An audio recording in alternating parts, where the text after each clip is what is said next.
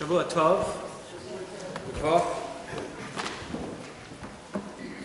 We find ourselves here once again. It's a familiar place. Deja vu. We are once again at the cusp of a new year.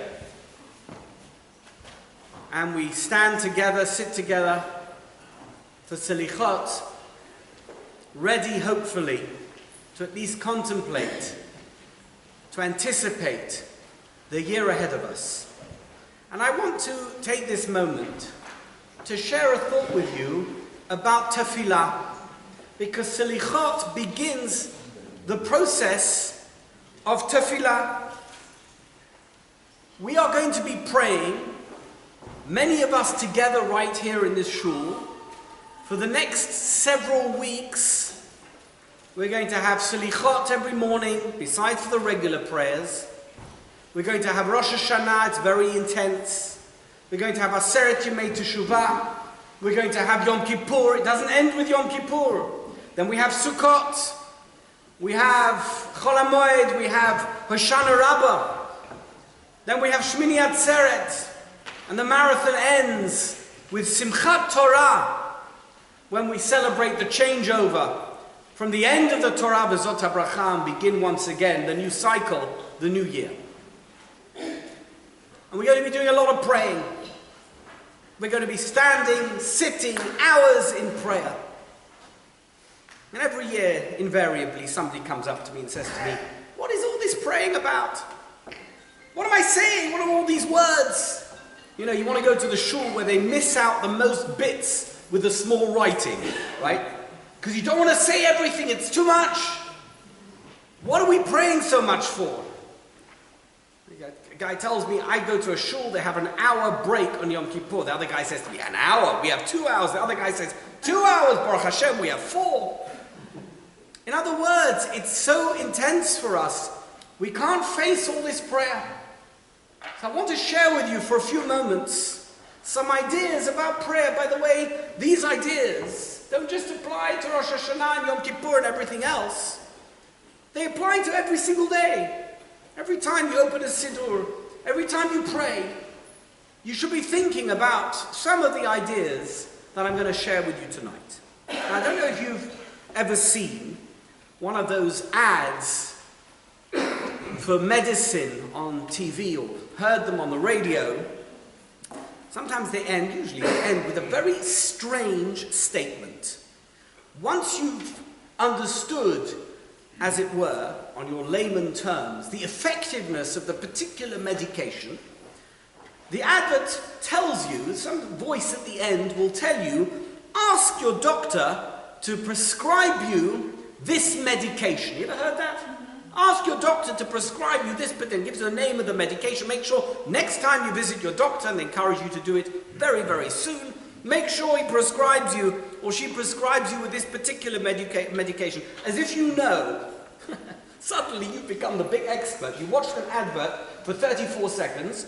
You have now become a big expert in this illness. Ask your doctor for this medication. The Dublin Maggid has a parable about this. I mean, he was speaking more than 200 years ago. He has a parable. It says it comes to understanding tefillah. Imagine a person comes to their doctor and says, "You know what, I'm really feeling terrible, doctor. I need your help." "Yeah, sure, I'll help you. What is it that you need?" "I'm really feeling sick. Please prescribe me with a high cholesterol diet. I want to take 3 packs of cigarettes a day, half a bottle of whiskey, 6-pack of beer, cream cakes. I need cream cakes. Without cream cakes, I'm not going to survive." Come on. He's going to say to you, "You're an idiot. These are the things that are causing you the problems. If you stop with your cholesterol, you stop smoking, you stop drinking, then everything's going to be okay. If I prescribe you with these things, it's just going to make things worse." Tefillah. The concept of prayer is very tricky, because we think we know what is best for us. We come in front of God, and we imagine somehow that we know what the right thing is for us to ask. It's like the guy at the end of the advert telling you, go and ask your doctor to prescribe this medication. But maybe we're just not asking. for the things that are good for us. We shouldn't be asking for beer and cream cakes, right? We need to be asking for what's good for us. The problem is, we ask for things that may not necessarily be good for us, and then we don't get them. And we start getting angry with God. I asked you for these things, and I didn't get them. It's a bit of a chutzpah. What's the point of prayer if every time I ask for something, I don't get it? We have a prayer that we say every single day. It's in the first bracha of Shemona Esrei. I think you've said it many, many times in your life. Melech, Oizer, U'Moshiach, U'Mogen. Melech, king. What does Oizer mean? It means God's going to help us, right? Oizer, Lazor. Moshiach, what does Moshiach mean? It means save. He's going to save us. What does Mogen mean? He's going to protect us, shield us. He's already helped us, if he's answered our prayers, and he's already saved us. What exactly is he protecting us from? We're helped and we're saved. Why do we need to add the word Mogen? And the answer is that you need protection from things that you don't even know that you need protection from. You're walking down the street. There's dangers on every side. You walk into a public place. There's people there who could be crazy, they could hurt you. You eat some food, it could be full of some type of germ and it could make you sick. There's all kinds of things that you need protection from. You're not even aware that you need protection. The Vilna Gaon has an additional layer of protection. He says you not only need protection from the things you don't know you need protection from, you need protection from yourself.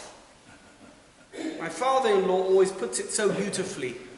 He says a person can do themselves more harm than 1,000 enemies.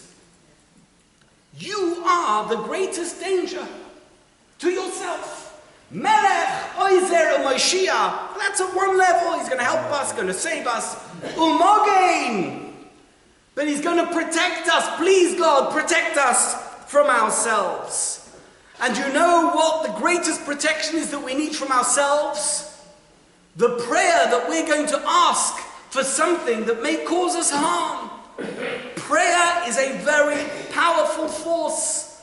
God put us on this world so that we can have a relationship with him. And as an integral part of that relationship, we ask him for things. We communicate with God. And God responds to that communication. But you do need to know what you're asking for. I'm going to put it to you slightly different. There's many things that we ask for that we think and we assume are good things. Today in our shul, every week, we have a prayer for the safety of Israel and all the people who live in Israel. That's a good prayer, right? We pray for people who are sick. We want them to get better. We pray for people who are suffering or in danger. Very important prayers. And sometimes they're not answered. Feels right to pray for these things, feels completely right. What are we doing wrong? Which kind of crazy person would say that such a tefillah is just wrong or misplaced? But what happens when they're not answered? What happens to the tefillah when it's not answered? God put us here to communicate. We're communicating the things that not only we have the right to communicate, but we know it is right to communicate. But they didn't work. So I'm going to tell you something I know about prayer. I don't know it from myself, although I do. I'm relying on a chazal. What was the most intense prayer that anybody ever uttered during the course of a Jewish calendar year? So the answer is very simple because we talk about it on Yom Kippur. What happens on Yom Kippur? The Kohen Gadol, after having prepared himself and secluded himself for quite some time, goes not just into the Beit HaMikdash, but into the Holy of Holies, into the holiest place geographically that we have in this physical world. And he prays. Do you know what he says in his prayers? So he says all the types of things that you might expect a Kohen Gadol to say on the holiest day of the year in the holiest place on the planet. He asks for the welfare of the Jewish nation. He asks that things should go well, etc., etc. You know, we have it. In our Machzor, we say it every year. The things that the Kohen Gadol asked for during the course of his prayer on Yom Kippur. But there's one thing Chazal mentioned, something that he asks for, which is extremely strange. It's the final thing that he asks for during the course of his tefillot. He says, God, please, I'm begging you, please, don't listen to the Ovrei Derachim. Don't listen to any of those silly travelers. Please, make sure that if they pray to you, you don't answer their prayers.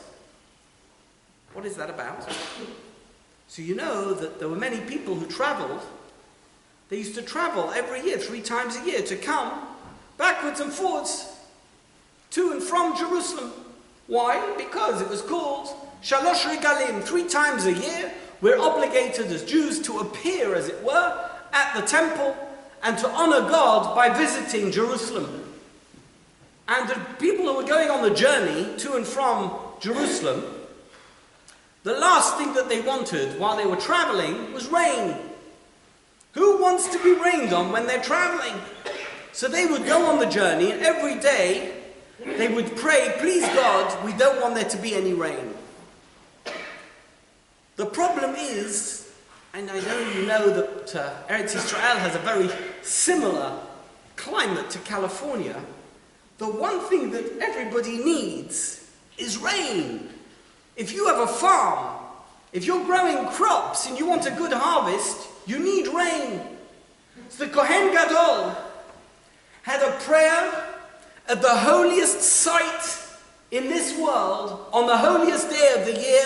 Please God, don't listen to the prayers of the Ovrei Derachim, of those who are journeying to and from Jerusalem. Do you know what that tells you?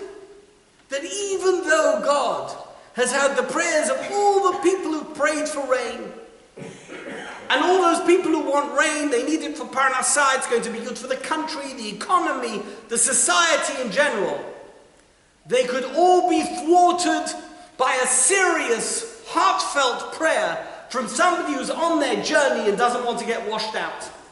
That is, my friends, the power of prayer. The power of prayer, that one person traveling to Jerusalem or back home could say, please God, I don't want there to be any rain, and that prayer could succeed. None of these travelers were Rishoyim, they weren't wicked, they were righteous people. They weren't trying to undermine the economy or cause harm to those people who would suffer as a result from there not being any rain, and yet their prayer is so powerful that it could cause absolute havoc in the country. The Mefarshim there talk about the fact that those who pray have something called kavannah. They have a strong devotional feeling during the course of prayer. What is kavannah? We know what it is. We think we know what it is. In English, it's usually translated as concentration. Concentrate during prayer. It's not the best translation. It means that you're very focused, but you're focused in a devotional way. But there's 2 different types of kavannah. The Gemara in Rosh Hashanah tells a story about 2 people who were sentenced to death. They were on death row. Let's call them Reuven and Shimon. And Reuven and Shimon were sitting on death row, and tomorrow is the designated time for them to get executed. It's a Gemara in Rosh Hashanah. And they're both sitting there, as you can imagine, praying. They're praying that somehow the sentence will be commuted and they won't be executed. The next day, Reuven was set free and Shimon was executed. And people were very intrigued. So the Gemara says, why would one have been executed and the other one set free? What happened here? They were both sentenced to death. And the Gemara says that the rabbis had discovered that Reuven had davened what's referred to in the Gemara as a tefillah shalema. What's a tefillah shalema? A complete tefillah. Shimon, on the other hand, had not. Reuven did it, but Shimon didn't. Somehow he hadn't mustered a tefillah shalema. Says Rashi there, what did Reuven do that made his tefillah shalema that Shimon didn't do? Simple answer. Niskavein. He had kavannah. I've never heard a crazier thing in my life. Imagine a guy is sitting on death row and he's put together all his koiches and he's praying that he should have his sentence commuted. Are you going to tell me that he wasn't niskavein? Are you going to tell me he didn't have kavannah? That he wasn't focused on making sure that he won't get executed? What does it mean that Reuven did a tefillah shalema but Shimon didn't? What, he was looking at his watch? I can't believe I'm still in davening. I need to go out to Kiddush Club? I mean, what's this about? But that's what Rashi says. Niskavein.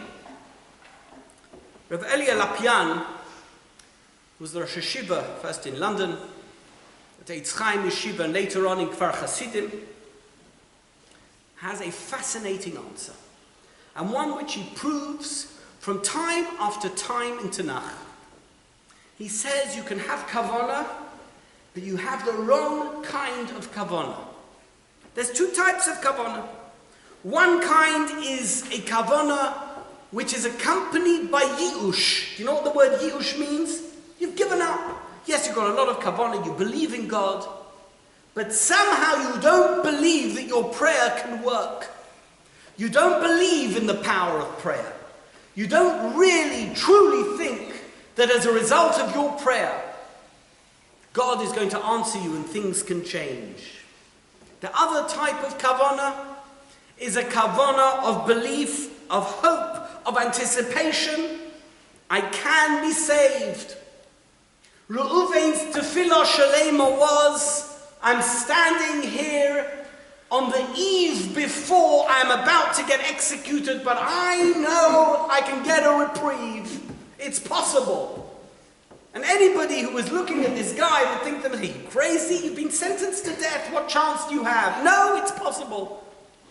Shimon is davening, and he's hoping, but somehow, in the back of his mind, but maybe even in the front of his mind, he's thinking to himself, it's not possible. It can't happen. I'll never be saved. You know what? He was right, because the next day he was executed. It was a kavannah accompanied by yi'ush. Let's look at some Torah stories. Chazal tell us, and we're going to read about it on Rosh Hashanah, Hagar and Yishmael. Hagar and Yishmael. And they're thrown out of Avraham's house, and Hagar is crying. Say Chazal, her tefillah wasn't answered. Why wasn't her tefillah answered? Do you know why her tefillah wasn't answered? Because she didn't believe it was possible for her son to be saved. Do you know whose tefillah was answered that Yishmael was saved? Yishmael's tefillah. Yishmael truly believed that he could be saved. And you know what? He was saved. Similarly, we have this differentiation that Chazal made between Noach and Abraham. Plan A was for Noach to be the leader of the world in terms of God belief. And God came to him and said to him, the whole world is about to be destroyed. And do you know what happened? He built a teva. Took him 120 years. And at no point did he make any effort to convince anyone to change their ways, nor did he pray for them to be saved. Let's contrast this with Avram's attitude towards Sodom and Amorah. What did Avram Avinu do? As soon as he heard that Sodom and Amorah are going to be destroyed, he prays.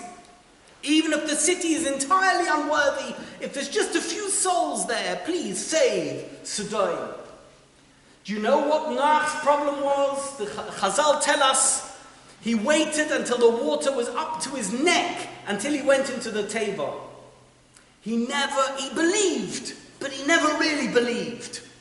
He never got to that level of Abraham Avinu, of Moshe Rabbeinu, the great remonstrator with God.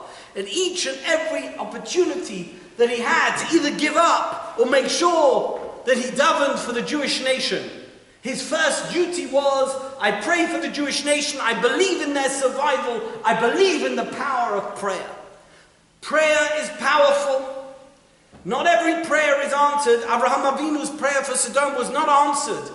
But that doesn't mean it's not powerful. It doesn't mean it can't work. Not every prayer that Moshe Rabbeinu made was answered. V'eschanon el Hashem, we read at the beginning of Devarim. What was he praying for? God, please change your mind. Allow me into Eretz Yisrael. We know there's one form of prayer which is based on that pasuk in the Torah, V'eschanon el Hashem. And yet it's a prayer that was never answered. But Noach never even tried. Noach never even bothered. Noach never even believed that his generation was going to be saved or could be saved, or that any prayer, even if he prayed, would make any difference to the eventual outcome. And it could be he was right. But the power of prayer goes beyond the answer that you receive. It's not about God's response. It's about the power of you being able to communicate with God and meaning it. Rav Kook famously said that people struggle with the concept of davening, even if they believe in davening, because they don't believe in themselves. They don't truly believe that they can make a difference. By the way, that's why people run to rabbis to pray for them. Because, God will answer the rabbi's prayer. Why should I bother praying? God's never going to listen to me. Who knows? Maybe he's going to listen to you more than he'll listen to the rabbi. Have you ever tried? Do you know what it means to pray? Why are you relying on somebody else to act as your agent? You have the most powerful opportunity to employ and engage the power of prayer. I want to end with this story. It's a fascinating story. You know the famous episode of Mir Yeshiva being saved from Lithuania, coming via Kobe, Japan in 1940 and arriving in Shanghai, China. The entire yeshiva, hundreds of boys, somehow made it out of the hell of the Holocaust and survived until the end of the Second World War and beyond in Shanghai, China. And their most prominent leader, their rabbinic inspiration, was a man called Rabbi Cheskel Levenstein. He was the mashgiach later of Ponevezh Yeshiva. Rabbi Cheskel Levenstein was a very holy man. He came actually from a Hasidic background. They were Vurka Hasidim. Somehow he fell into the Seviva of the Litvak Yeshiva world, and he became a mashgiach in the Mir Yeshiva. And he was deeply devoted to prayer. In fact, he prayed for so long that it's the custom to wait for the rabbi to finish Shmoneh Esrei before the chazan begins the repetition. But his prayers were so long that he told that none of the boys, if they're the chazan, should ever wait for him to finish, because if you wait for me to finish, we'll spend a whole day waiting, because you're never going to daven as long as I daven. So once everybody's finished, you just go ahead, I'll finish whenever I finish. And that's what they did, except for the first year, the very first year that they were in Shanghai on Yom Kippur, Ne'ilah, the boys among themselves decided that they're going to wait for Reb Cheskel Levenstein to finish. At the end of Yom Kippur's already over. So they all sat down, and they're just learning then in the makeshift Beis Medrash. It's a whole story in itself, where they were learning. And they waited 10 minutes, 15 minutes, half an hour after Yom Kippur was over.